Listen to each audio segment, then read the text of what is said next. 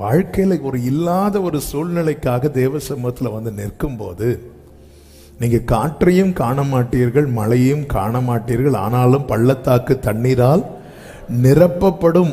அங்கேயே முடிச்சிருக்கலாம். அதுவே ஹெவியான ரேமா, அதுவே தாராளம் போதுமானது. கர்த்தருக்கு மகிமை உண்டாவதாக அப்படி சொல்லிட்டு இது கர்த்தரின் பார்வைக்கு அப்படியும் முடிச்சிருக்கலாம். அங்கேயும் ஃபுல் ஸ்டாப் வைக்காம ஆண்டவருடைய வார்த்தையினுடைய விசேஷம் என்ன தெரியுமா? எங்க ஃபுல் ஸ்டாப் வைக்கணும்னு தீர்மானிக்கிறது நாம கிடையாது. நம்ம பிரச்சனை என்னன்னா, நமக்கு வேண்டியதை மட்டும் எடுத்துட்டு மீதியை விட்டுறோம். சில இடத்துல இல்லை, நிறைய இடத்துல பாருங்க, இந்த டிஜிட்டல் டிஸ்பிளே வச்சிருப்பாங்க. அதாவது வெளியே அவங்க ஹாஸ்பிட்டல்னா ஹாஸ்பிட்டல் நேம் இருக்கும், உள்ள லைட்டு மாட்டியிருப்பாங்க. அந்த லைட்டு ரிஃப்ளெக்ஷன்ல என்ன ஆகும்னா இன்ன ஹாஸ்பிட்டல் அப்படின்னு தெரியும். சில இடத்துல லைட்டு ஃபியூஸ் ஆகிருக்கும். அப்போ இடையில 3 எழுத்த காணாது. இது போலதான் நம்ம கூட கர்த்தர் நிறைய பேசினாலும் அங்க இங்கேயா பிச்சு எடுத்துட்டு அப்படி வார்த்தையை பார்த்த ஆண்டவர், நீ இன்னும் என்ன காயப்படுத்தி உனக்கு திருப்தி ஆகல. 2000 வருஷத்துக்கு முன்னாடி அங்கெங்கயா என்ன பிச்சு எடுத்த உன் பாவத்தினால இப்போ நான் என்ன முழுசா உனக்கு தந்தா நீ என்னடானா இங்க கொஞ்சம் அங்க கொஞ்சம். ஆமே, நம்ம பைபிள் பார்த்தா தெரியும் கர்த்தர் நல்லவர். ஹல்லேலூயா. ஆண்டவர் எங்க ஃபுல் ஸ்டாப் வைக்கிறாரோ அது வரைக்கும் நமக்கு ரேமா. ஆண்டவர் நல்ல கவனிங்க, நாம வேண்டிக் கொள்வதற்கு மாத்திரமல்ல, நாம் நினைப்பதற்கும். நம்ம நினைக்கிறதெல்லாம் வேண்டிக் கொள்ள மாட்டோம், ஆனா நினைக்கிறதெல்லாம் அவர் அறிவார். என் உதட்டிலிருந்து பிறக்கும் வார்த்தைகளை மட்டுமல்ல, என் உள்ளத்திலிருந்து பிறக்கும் நினைவுகளையும் என் கர்த்தர் தூரத்திலிருந்தே அறிவாராம். என் நிலைமை நன்றாய் அறிந்தவர், பாவி என்னை அழைத்தவர், மீறின பின்போ. இங்க மோவாபியரையும் உங்கள் கையிலே ஒப்பு கொடுப்பார். இப்படி கர்த்தர் சொல்ல காரணம் என்னவென்றால், நமக்கு இந்த சம்பவம் தெரியும். மோவாபியரோடு யுத்தம் பண்ண இஸ்ரவேலின் ராஜா யோராம் புறப்படும் போது யோசபாத்தையும் கம்பெனிக்கு கூப்பிடுறான். ஏதோம் தேச வழியே போறதுனால ஏதோமின் ராஜா, இப்படி 3 ராஜாக்கள் 7 நாள் சுற்றி திரிந்து பார்க்குறாங்க, இவங்களுக்கு தண்ணியே இல்லை. அப்பொழுது இந்த யோராம் ஒரு வார்த்தை சொல்லுவான். என்ன வார்த்தை சொல்லுவான் என்றால், 3வது அதிகாரத்தின் 10வது வசனம். அப்பொழுது இஸ்ரவேலின் ராஜா, ஐயோ ஐயோ, இந்த 3 ராஜாக்களையும் கர்த்தர் மோவாபியரின் கையில் ஒப்பு கொடுக்க வரவழைத்தாரே. என்ன சொல்றான் அப்படின்னா, நாங்க வரல, கர்த்தர் எங்களை வரவழைத்திருக்கிறார். எதுக்கு வரவழைச்சிருக்கிறாராம்? எங்களை மோவாபியர் கையில ஒப்பு கொடுப்பதற்கு. ஆண்டவரை நம்பிதானே நாங்க வந்தோம்.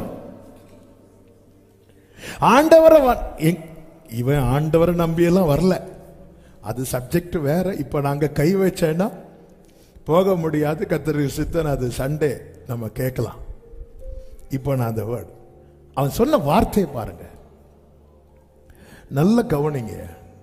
தேவன் தம்மை பரியாசம் பண்ண ஒட்டார். உன்னை வரவழைத்தது கர்த்தரானா? கர்த்தர் உன்னை வரவழைத்தது உன்னை சத்துருவின் கையில் கொடுப்பதற்கல்ல, சத்துருவை உன் கையிலே நம்புறவங்க மட்டும்.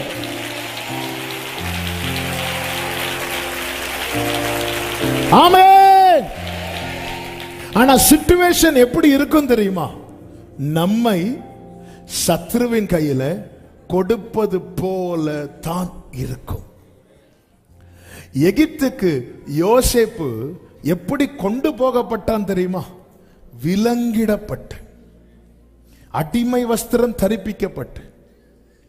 கர்த்தர் யோசேப்பை வரவழைத்தது எகிப்துக்கு யோசேப்பை கொடுப்பதற்கல்ல, எகிப்தின் பொக்கிஷத்தை, எகிப்தின் உயர்ந்த ஸ்தானத்தை யோசேப்புக்கு கொடுப்பதற்கு. இன்னைக்கு அநேகருடைய புலம்பல், அவங்க கையில என்ன கொடுத்துட்டாரு, இவங்க கையில போய் மாட்டிட்டேனே. இந்த யோராமை போல புலம்பிக் கொண்டிருக்கிறோம்.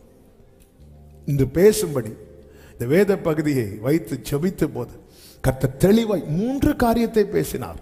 அதில் ஒரு காரியம்தான் இது. கர்த்தர் என்னை வரவழைத்திருக்கிறார். கர்த்தர் என்னை வரவழைத்திருக்கிறார். கர்த்தர் என்னை வரவழைத்ததன்னா, ஆமென், என் நிலைமை எவ்வளவு தலைகீழா போனாலும் என்னை கர்த்தர் சத்துருவின் கையிலே ஒப்பு கொடுக்க மாட்டார். சத்துருவை தான் கர்த்தர் என் கையிலே ஒப்பு கொடுப்பார். இயேசு சிலுவையிலே என்ன செய்தாரா?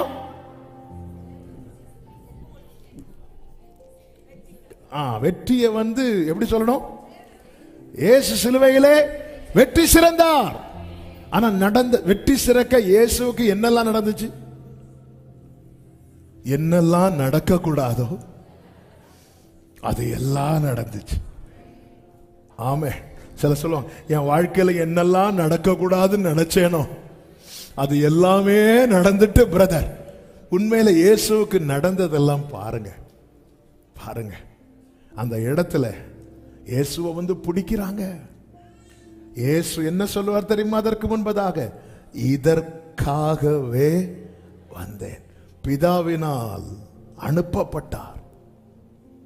ரிசல்ட்னு ஒண்ணு இருக்குல்ல, ரிசல்ட்ல இயேசுவின் தலை நசுங்கவில்லை, சத்துருவின் தலை அவர் கால் கீழே நசுக்கப்பட்டது.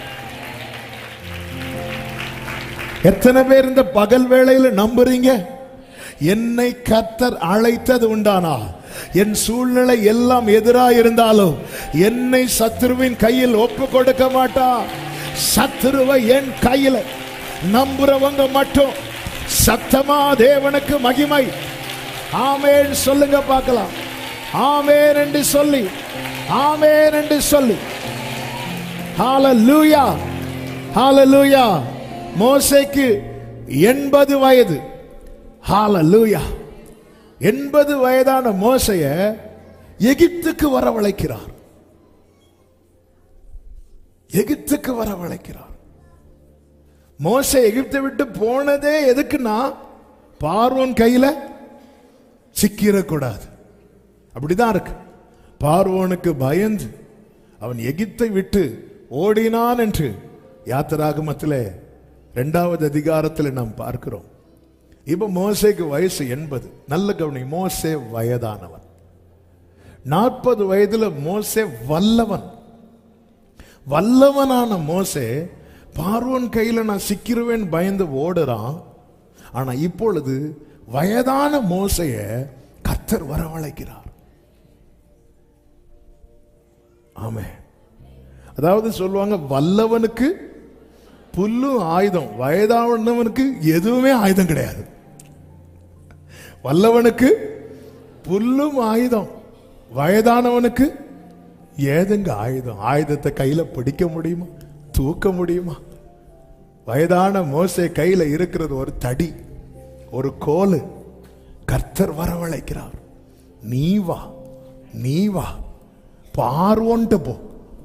ஆரோன்ட்டு போன்னு சொன்னாலாவது கொஞ்சம் ஆறுதலா இருக்கும். பார்வோன்ட்டு போன்னு சொன்னதும் பயங்கரமா இருக்கும். ஆமென். சில நேரத்தில் கர்த்தர் வரவழைக்கிறது ஆரோன்ட்டு போகல, பார்வோன்ட்டு போகிறதுக்கு. ஆரோன்னாலாவது கொஞ்சம் ஆறுதல். அவன் என்ன பார்த்ததும் கட்டி பிடிப்பான், கிஸ் பண்ணுவான், தம்பி நல்லா இருக்கியா, சும்மாவாவது விசாரிப்பான். சிலர் நம்மளை சும்மாவாவது நல்லா இருக்கீங்களான்னு கேட்பாங்க. ஹல்லேலூயா. ஆமென். ஆனா அந்த பார்வை நம்மளை பார்த்தாலே விறுவிறுவிறுன்னு வரும். என்ன கர்த்தர் வரவழைத்தது ஆரோன பார்க்கறதுக்கு அல்ல, பார்வோன பார்க்கறதுக்கு. ஆமே. வல்லவனா இருந்த போதே அவ்வளவு தூரம் ஓடனே, இப்ப வயதானவனா இருக்கிற என்னை ஏன் வரவழைக்கிறார்? எப்படி என்ன மாட்டி விட்டுருவாரோ? இல்ல இல்ல இல்ல. வயதான மோசைய கர்த்தர் வரவழைத்தது மோசைய பார்வோன் கையில ஒப்பு கொடுப்பதற்கல்ல, பார்வோனையும் அவன் சேனையும் மோசே கையில. ஆமே. பார்வோனே, உன் சத்துருவின் முடிவு மோசே உன் கையில தான் இருக்கு, என் கையிலயா இருக்கு. நான் என்ன செய்ய, நீயும் கையை நீட்டு. அவன் செய்யறதெல்லாம் கர்த்தர், ஆனா மோசே உன் கையில தான் இருக்கு.